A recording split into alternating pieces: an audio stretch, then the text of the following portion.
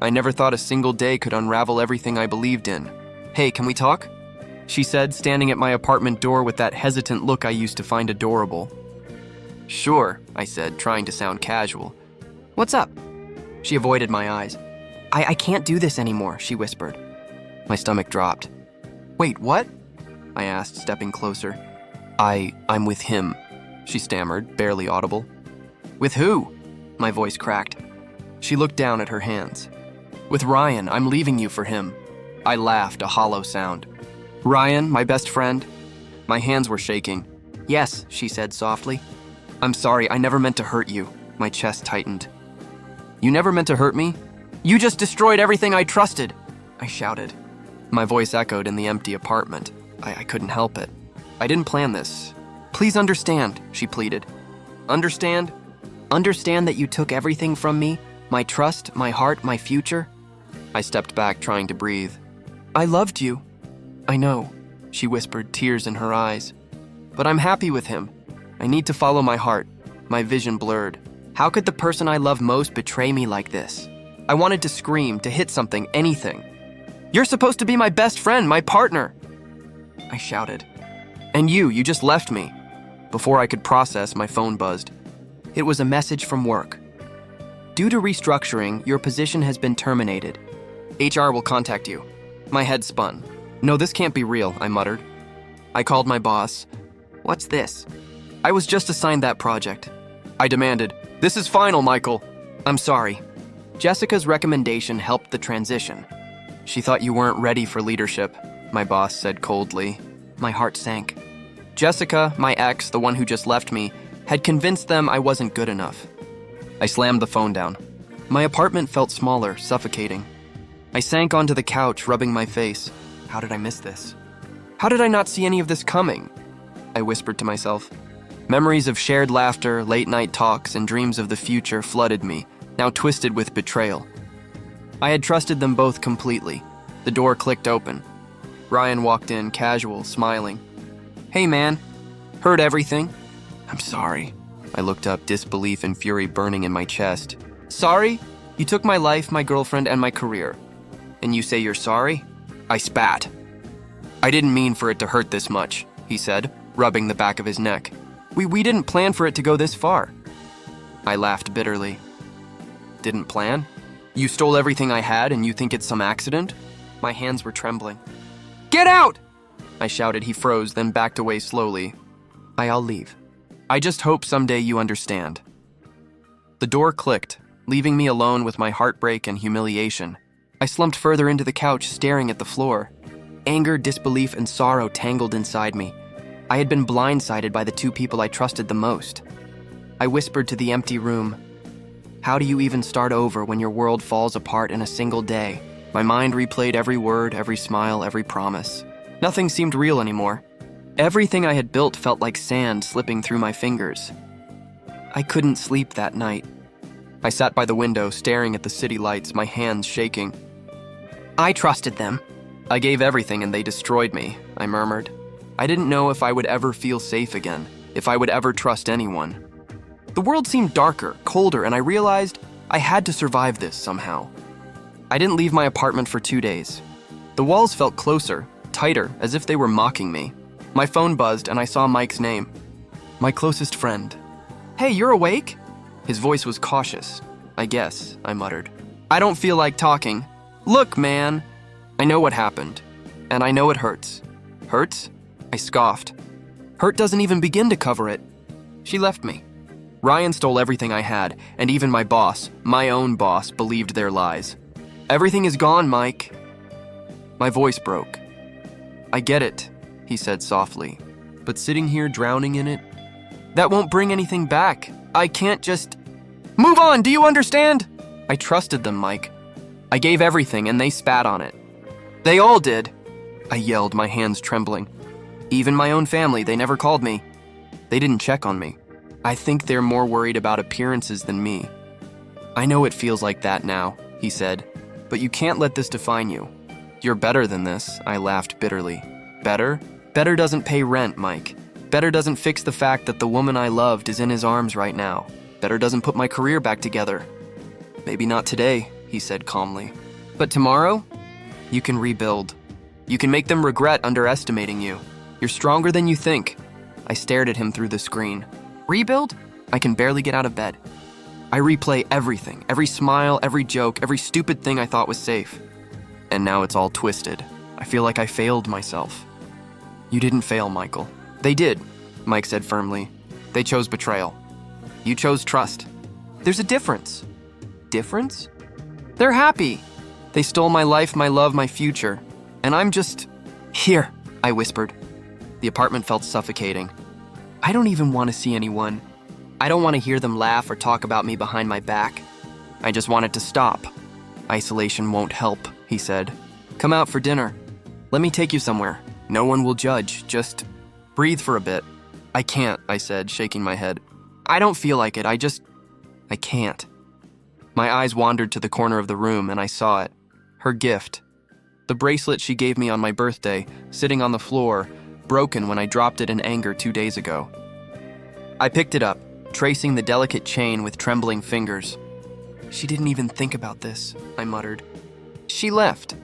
And this is all that's left. Just a piece of metal that used to mean something. You still have that? Mike asked. Yeah. I guess it's stupid, but I can't let it go. Not yet, it reminds me. Reminds me of what they took. Reminds me that I'm nothing to them now. Nothing? He asked quietly. Michael, you're everything. You just don't see it yet. You're at rock bottom, but that's where you start climbing. The people who betrayed you will never see it coming. I clenched the bracelet in my fist. Climbing. Yeah, maybe, but right now, I feel hollow. I feel like I've lost not just them, but myself. You haven't, he said firmly. You're alive. You're breathing. You're thinking. That means there's still a fight left in you. I stared at the broken bracelet again. A strange warmth surged through me, a mix of anger and clarity. Fight, yeah. I won't just sit here and rot while they celebrate. I can't. Exactly, Mike said, relief in his voice. Use this. Let it fuel you. Not to hurt them recklessly, but to rise above them. Make them regret ever betraying you. Maybe I can, I whispered, staring at the bracelet. Maybe it's not just a piece of metal.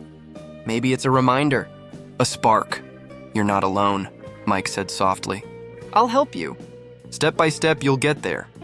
I nodded, though he couldn't see me. Yeah, I guess I'll try. Step by step. But first, I need to feel it, all of it. The anger, the hurt. It's all I have right now. That's fine, he said. Feel it, then use it. I put the bracelet in my pocket, my fingers brushing it repeatedly. A fire started somewhere deep inside me, a fire that wasn't just about heartbreak anymore. It was about justice, about reclaiming everything they thought they could take from me. And I would, somehow, I would. I didn't know what pulled me out of my slump. Maybe it was Mike's words, or maybe the emptiness finally hit a point I couldn't ignore. My phone buzzed with an unknown number. Hello? I answered cautiously. Michael? A deep, steady voice asked. I'm Samuel Green. I hear you're looking for a second chance. I don't know what you mean, I said. My heart raced. Don't play coy. I've been observing the market and you have potential. But potential wasted stays wasted. I can help you change that. Change how? I asked, unsure if this was a scam or my last lifeline. I invest in people, Michael. Not just money, but guidance. You've hit rock bottom, yes? Good, that's where real growth begins. I don't know, I said, hesitation heavy in my chest. I've lost everything. I don't even know where to start. You start by leaving the past behind. Stop dwelling on betrayal. Channel that fire into something productive. Come to my office tomorrow. No excuses, I hung up, staring at the phone. Samuel Green.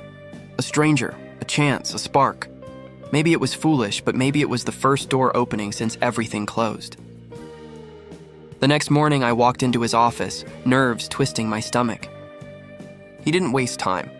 Sit, Michael. Tell me why you think you're worth investing in. I don't know, I admitted. I've been lost, betrayed, fired. I don't even know what I'm good at anymore. He leaned back, steepling his fingers.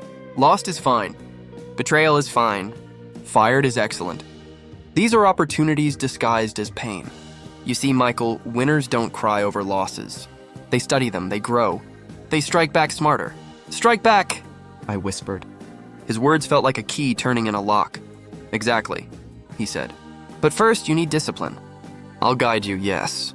But I won't coddle you. You'll work harder than you ever have, and I will push you to your limits. Are you ready? I hesitated. I think I am. Think? He snapped, a sharp smile. You are, or you walk out that door. No thinking. Action. Yes.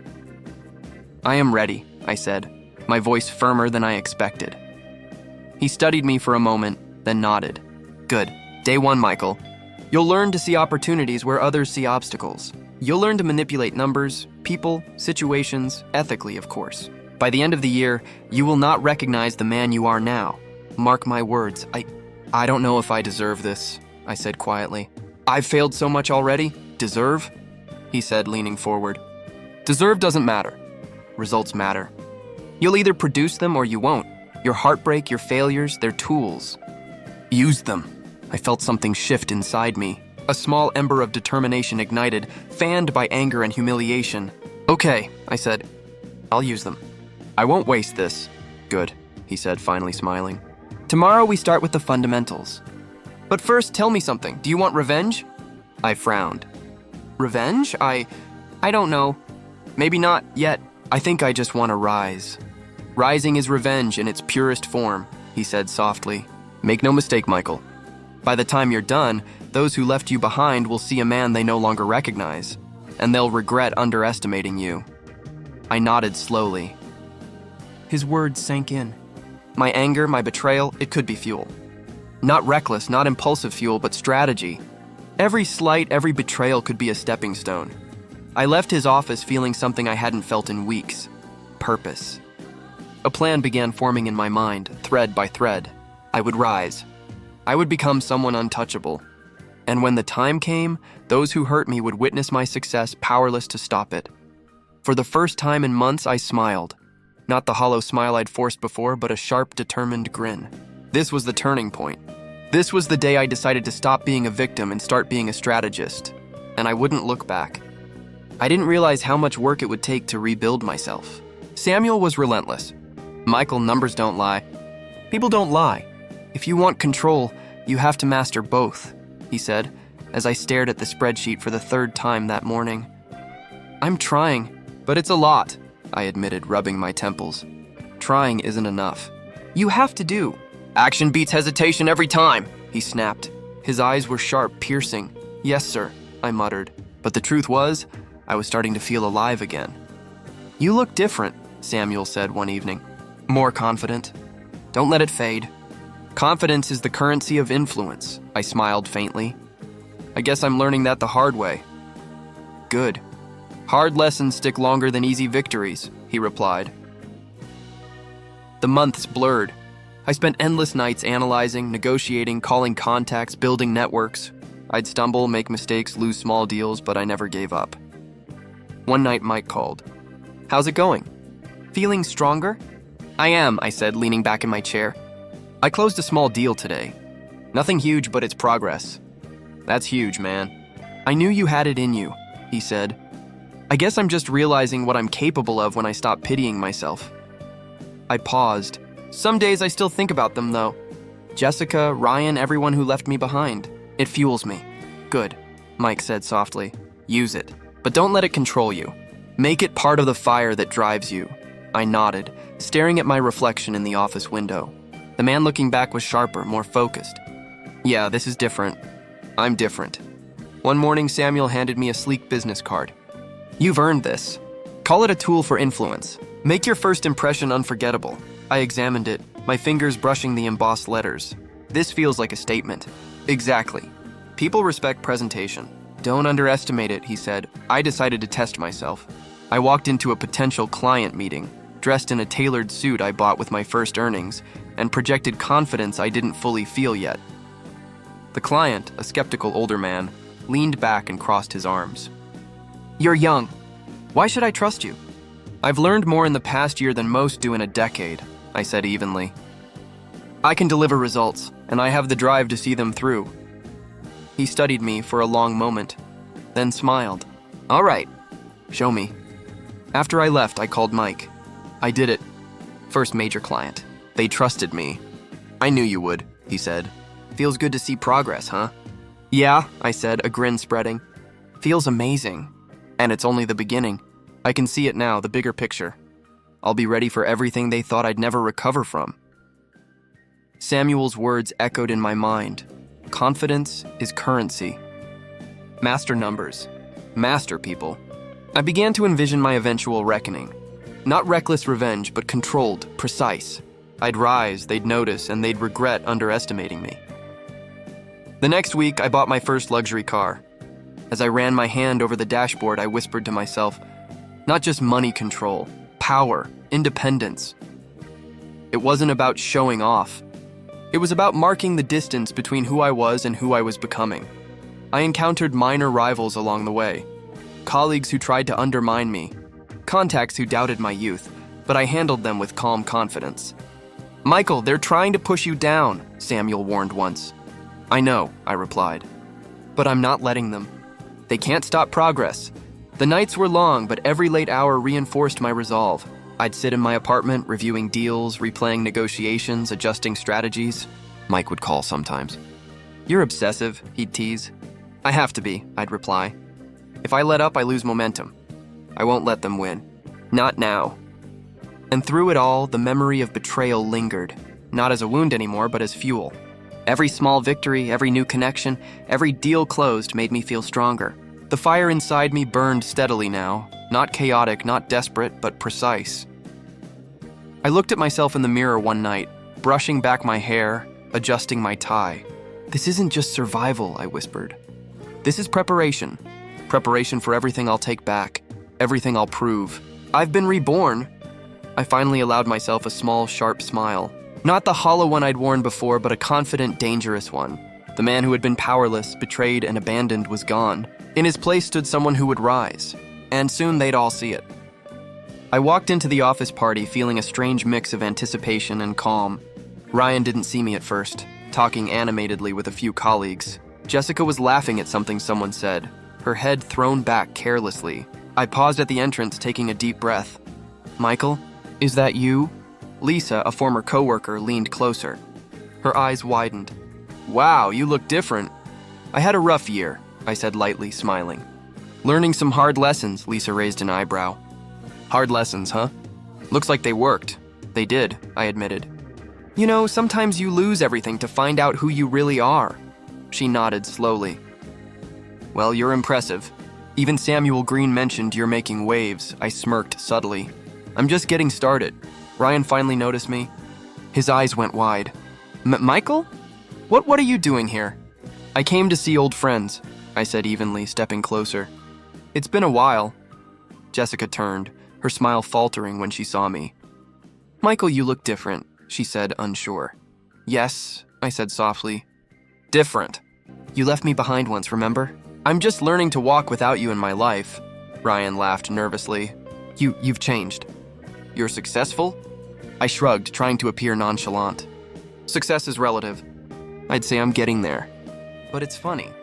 I remember the look on your faces when I got fired, when you thought I was nothing. Did it feel good?" Jessica flushed. "Michael, that's not fair."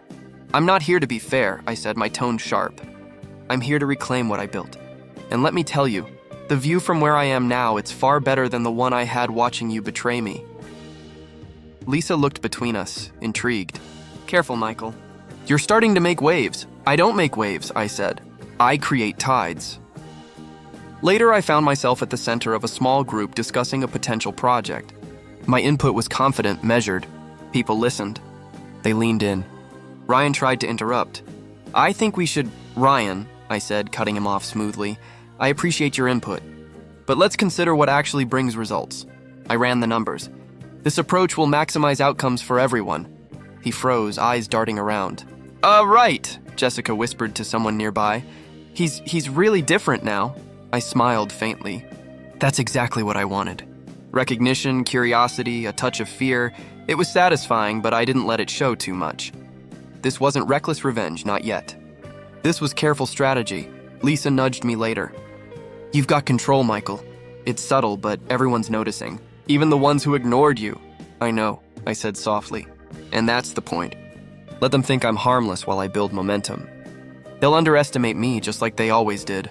A memory flashed in my mind. Ryan laughing at my nervous presentation months ago, Jessica whispering in the corner with my boss. The arrogance, the carelessness.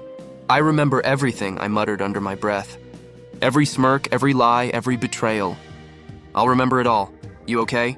Mike's call came through my phone. You sound focused. I am, I said. Focused. It's strange, Mike. I feel satisfaction just being here, seeing them realize I'm not who I was. But I'm not done yet. Not even close. Good, he said. That fire will carry you further than you think. Keep it controlled, I nodded, walking through the room. I engaged in casual conversations, subtly influencing opinions, making connections. Each handshake, each confident remark was a small victory. People who once dismissed me now leaned in, curious, slightly intimidated. At the bar, Ryan approached me again. Michael, we didn't expect this. You never expected me to rise, I said. That's always been your mistake. Jessica's lips parted, but no words came out. I left her staring, unflinching, and returned to my group. Each move was calculated, deliberate. I wasn't seeking chaos. I was establishing control. By the end of the night, I felt it. The first real taste of power, subtle but intoxicating. I left the party with a quiet confidence. The memory of betrayal still burning, now turned into strategy. Every smile, every polite nod, every awkward glance from them reminded me this is just the beginning, and when the time came, they would see how far I had truly come. I watched from my office window as Jessica argued with someone over her phone. Her voice was sharp, but I could hear the frustration underneath. No, I don't care what you think. I know what I'm doing, she shouted, pacing back and forth. Mike leaned against my desk. Looks like karma's catching up, huh? I'm just observing, I said, sipping my coffee. It's satisfying. She left you, Michael. You have every right to enjoy this. I'm not enjoying it recklessly, I said. I'm noting patterns. Recklessness doesn't help me. It only helps me see their flaws. Later that week, I bumped into Ryan at a networking event. His suit was too tight, his confidence forced. Michael, hey, he stammered. Ryan, I said smoothly. You looking stressed. Everything okay with your project? He laughed nervously. It's going. We've had some setbacks, but nothing serious. I raised an eyebrow. Setbacks? That's unusual. You were so confident last quarter. He forced a grin. Yeah, well, circumstances change. Indeed, I said lightly. I walked away, but the smirk on my face lingered. Observing them unravel without interference was far more satisfying than confrontation. Every mistake, every oversight, every arrogance-fueled slip was proof of what I had endured and survived. At another gathering, my former colleague Mark approached me. Michael, you're impressive. Everyone's talking about your deals. Ryan's struggling, Jessica's relationship is crumbling, and even the bosses are questioning credibility. How did you do it? I smiled, keeping my voice casual. I focused. I didn't waste energy chasing revenge. I built myself, Mark nodded. Seems like patience really pays off. I learned that early, I said. Sometimes the best revenge is not acting, just letting consequences unfold. That evening, I overheard a conversation between Jessica and a mutual acquaintance. I can't believe he did that. I thought it would work out with Ryan. I didn't see this coming. I stayed silent, arms crossed. Her panic, her surprise, it was a mirror of the chaos she caused in my life.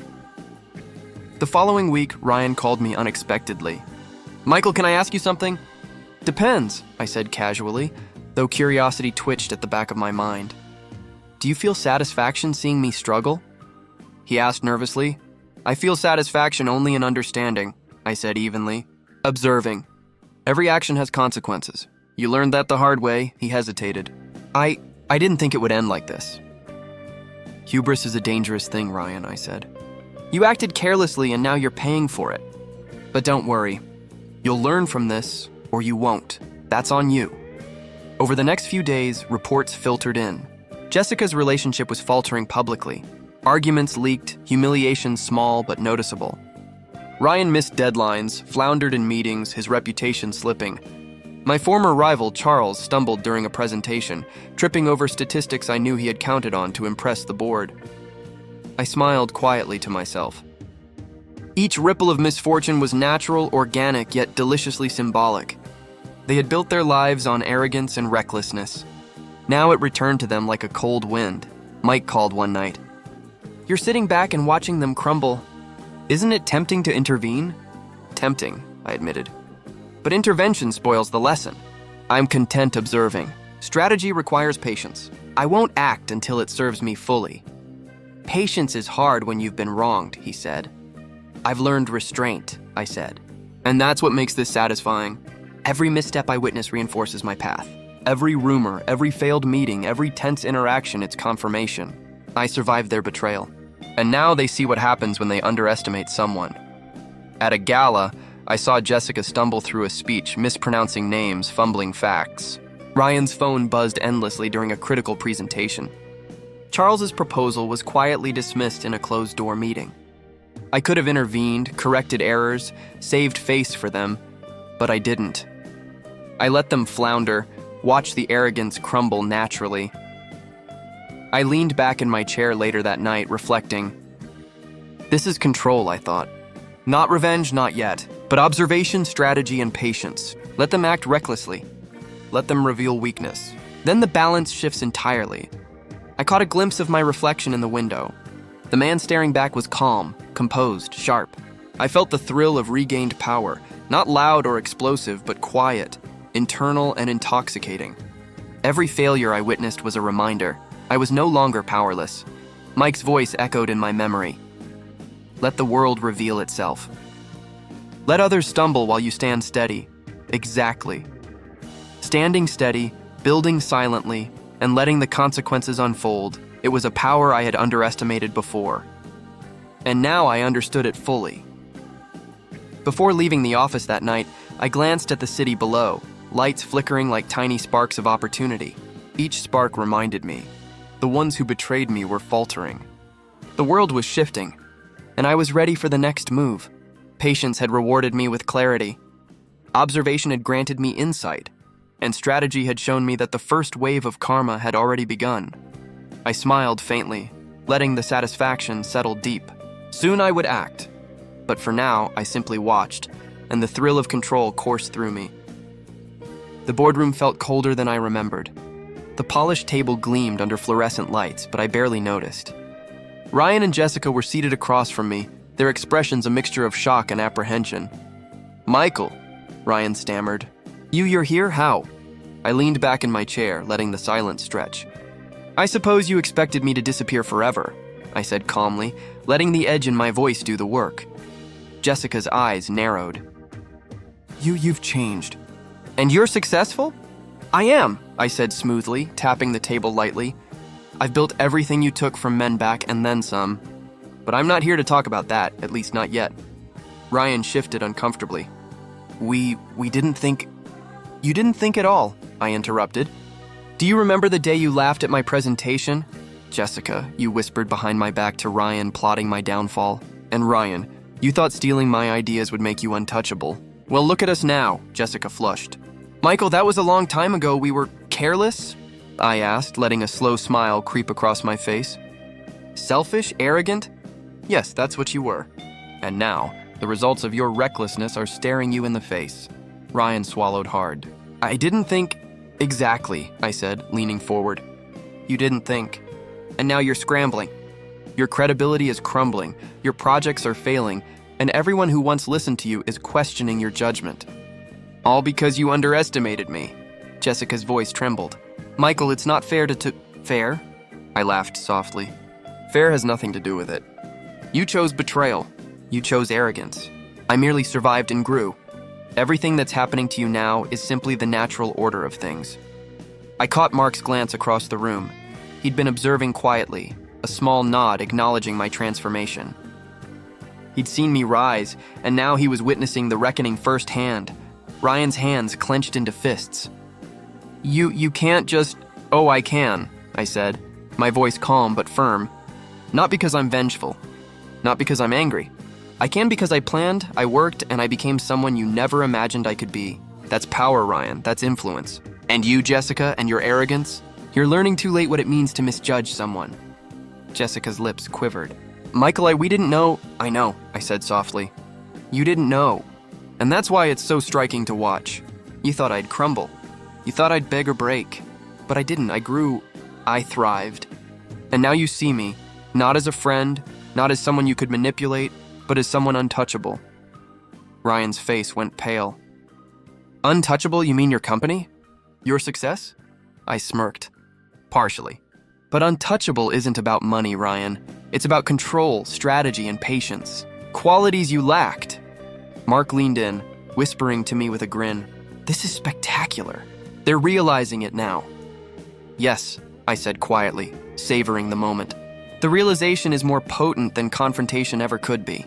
Watching them panic, trying to grasp why everything they counted on is slipping, it's poetic. Jessica's voice cracked. Michael, I didn't expect this. You didn't expect me to rise, Jessica. You didn't expect me to survive betrayal and grow stronger. And now you're experiencing the very helplessness you inflicted on me. Ryan's eyes darted around the room. I messed up. I didn't mean to. You didn't mean to? I repeated. That's the thing, Ryan. Your intentions never mattered. Actions did. Betrayal is measured in results. And the results are clear. You failed. You underestimated me. Jessica's shoulders slumped. I see that now. I let a long pause settle over the room. The tension was thick, a mixture of fear, regret, and disbelief. I leaned back in my chair, letting them stew in their realization. This wasn't cruelty. It was justice in its purest, quiet form. Mark whispered again. You've completely changed the dynamic. I know, I said softly, my eyes fixed on Jessica and Ryan. And this is just the beginning. Control, influence, patience, these are my tools. You'll remember this day, not because I humiliated you, but because you see what happens when arrogance meets strategy. I stood, gathering my papers calmly. I have meetings to attend, deals to close, and a life to live. Remember, this confrontation isn't about revenge. It's about clarity. You'll see the consequences of your choices unfold naturally from here on. Jessica's voice trembled. Michael, I understand now. Good, I said quietly. Understanding is the first step. Maybe one day humility will follow. I walked out, each step measured, each glance back leaving them with the weight of their actions. The thrill of regained control pulsed quietly through me, mingling with a lingering empathy. I wasn't heartless. I had simply learned to balance justice, strategy, and patience. As I stepped into the hall, I whispered to myself, this is power. And they'll never see the next moves coming. I stepped into the building, the weight of the moment pressing down, but my steps were calm, deliberate. Ryan and Jessica were already there, speaking with a junior associate. Their faces turned pale when they saw me approaching. Michael, Jessica's voice faltered. What are you doing here? I smiled faintly, the kind of smile that held both control and threat. I came to finish what I started. Do you remember everything you took from me? The opportunities, the trust, the respect? Ryan swallowed hard. We didn't know, we didn't think. You didn't think, I said, cutting him off smoothly. And that's why you're about to see how far someone can rise when left to themselves. Jessica took a step forward. Michael, please, this isn't necessary. You don't have to. I disagree, I said calmly. This is necessary. For me, for clarity, and for the consequences that were always coming. I walked past them, straight into the office that used to belong to Ryan. Everything was familiar, yet mine now. I touched the edge of the desk, feeling the shift. Funny, I said, glancing back. This used to be his. He mocked me here, doubted me here, and now I let the pause stretch. I'm in control, Ryan's lips parted. How did you work? I said simply. Strategy, patience, and refusing to crumble when betrayal hits. Jessica's voice rose. You don't need this, Michael. Revenge won't heal. It already has, I said, smiling faintly. Healing isn't about forgetting. It's about taking the pieces left behind and building something stronger. And I've done exactly that. A junior associate who had quietly observed me whispered, Michael, the board just approved your acquisition. You now control the entire division. I nodded, letting it settle in the air. Control isn't just about money, though. It's about respect, influence, and proving competence, all of which you underestimated. Ryan shook his head, panic creeping in. This isn't real. You can't. Watch, I said calmly. Everything you mocked, every decision you thought would break me, every smirk at my expense, it's reversed. And now you see the consequences in real time. Jessica's hands trembled. Michael, I see it now. You see it too late, I interrupted. I'm not here for apologies. I'm here for clarity, closure, and to finish the chapter you thought you'd ended. I walked to Ryan, placing a hand on the desk he used to dominate. Do you feel it? The shift? The realization that you misjudged me completely? Ryan's voice shook. I didn't know, I never imagined. Exactly, I said softly. You never imagined. And that was your mistake. Every mistake you made was a gift for me. Every betrayal, every laugh at my struggle, every dismissal of my potential, it fueled this moment. Jessica's eyes welled with tears. Michael, I regret everything. I didn't mean... Regret is irrelevant now, I said, voice steady. Regret is something you live with. I've lived, I've grown, and I've risen. The power of regret is wasted on me, but you will carry it. I signaled to my new associates, who began updating the office, making it clear I had taken full control. Every subtle gesture, every small symbolic act, from adjusting the plaques on the wall to the employees acknowledging my authority, cemented the reversal of roles. Mark, standing nearby, whispered, "They're stunned. Completely." I nodded. They should be. This isn't just business. This is the result of perseverance, strategy, and refusing to be broken. They can't undo it no matter what they feel now. Ryan's voice cracked. Michael, please, I didn't know you didn't know, I repeated. And that's exactly the point. I've surpassed what you thought possible. You're staring at someone who not only survived betrayal, but thrived beyond the limits you imagined. Jessica choked back a sob. I never realized... No, I said softly. You never did. And now you understand, even if it's too late to change anything. This isn't just revenge. It's the culmination of patience, growth, and resilience. That's what matters. I walked to the center of the office, letting my presence dominate the room. I've reclaimed everything and more. But the most important thing isn't control or money. It's knowing that I built something unshakable, something you underestimated completely. That's my victory. Ryan and Jessica remained frozen, their pride shattered, their arrogance replaced by raw understanding of what they lost. They whispered, but I barely heard. It didn't matter. The look in their eyes, the trembling in their hands, the silence between words, that was the proof. I leaned against the desk, reflecting internally. All the pain, all the betrayal, all the nights of self-doubt, they led to this. Not just revenge, but transformation. I'm stronger, wiser, and untouchable now. They wanted to see me broken, but instead they witnessed my rise. I glanced at Mark and Mike, nodding slightly. This is closure, I whispered. Not loud, not flashy, but undeniable. Jessica finally muttered, Michael, you've changed everything. Yes, I said quietly. I changed everything. And now, it's done. I stepped out of the office, the thrill of control still pulsing quietly through me. The world outside felt familiar but mine. The journey wasn't over, I had more to achieve, but the chapter of betrayal was closed. And they would never forget it. I stepped onto the balcony of my penthouse, the city sprawling beneath me like a living map of opportunity. Mark joined me, holding a glass of champagne. You've really done it, Michael, he said quietly, awe in his voice. I've done what I set out to, I replied, watching the lights flicker in rhythm with distant traffic. Not for revenge anymore, but for myself, Mark smiled. It shows. Everyone who doubted you, they can't ignore it now. I nodded slowly. They can't. Ryan, Jessica, they're learning that some opportunities don't come twice. But I don't dwell on them. My focus is forward, not backward. Mike laughed softly, joining us with Lila. You've turned every setback into this. It's impressive. It was never about impressing anyone, I said, shaking my head. It was about survival, growth, and proving to myself that I could rise above betrayal. And now I can finally enjoy the peace that comes from strength. Lila placed a hand on my arm. You've earned more than success. You've earned respect and self-worth. People can see it, Michael. Not just me, but everyone who truly matters. I smiled, letting her words sink in. Thank you, Lila. That's what I've learned. Validation isn't something others give you. It's something you claim for yourself. And that's the real power. Mark raised his glass. To Michael, for surviving, thriving, and showing us what it means to turn pain into strength.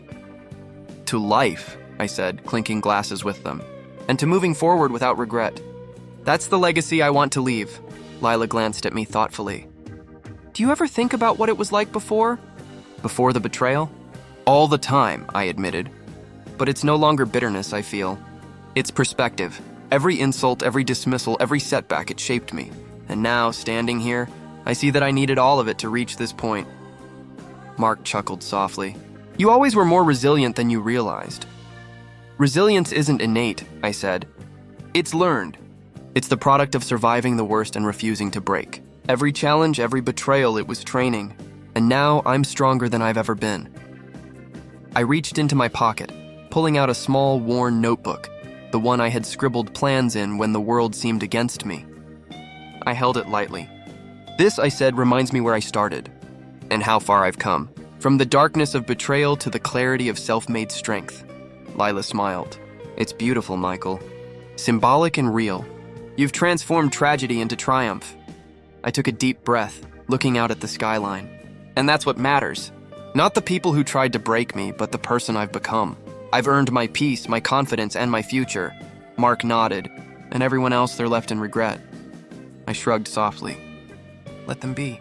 I don't need to gloat. Karma and time take care of them. My work, my life, my happiness, that's enough. Lila touched my shoulder. You've also shown us what it means to rise without losing yourself. That's a rare kind of victory.